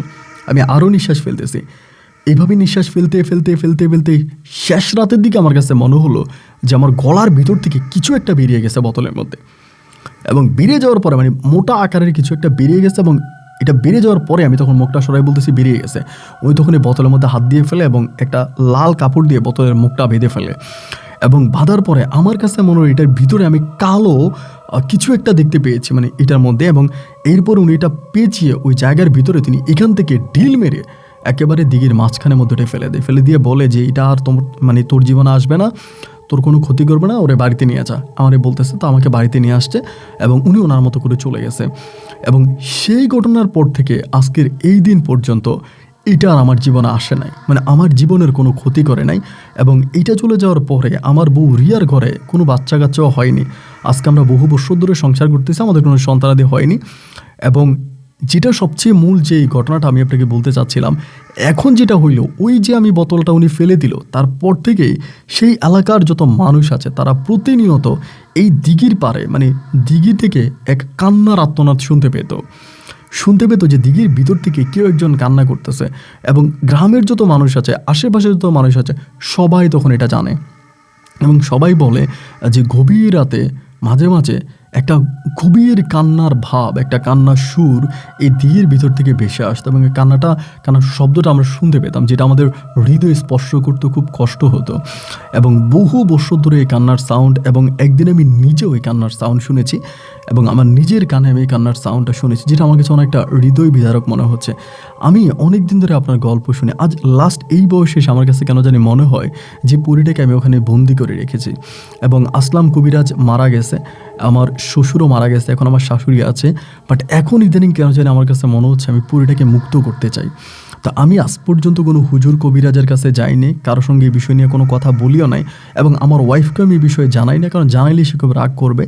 তো যার কারণে আমার ইদানিং মনে হলো যে আমি আপনাকে বিষয়টা জানাই, তো যার কারণে আমার জীবনে ঘটে যাওয়া সমস্ত ঘটনাগুলো আপনার সঙ্গে শেয়ার করলাম। এবং এই পরীটার জন্য, বিশেষ করে পুষ্পর জন্য আমার ভিতরে খুব কষ্ট কাজ করতেছে। এখন আমি চিন্তা করতেছি আমি কোনো হুজুর বা কবিরাজের কাছে গিয়ে এই পরীটাকে এই দিঘি থেকে মুক্ত করার জন্য চেষ্টা করবো, এবং এটা করাটা কি আমার জন্য ভালো হবে না খারাপ হবে তা বুঝতেছি না।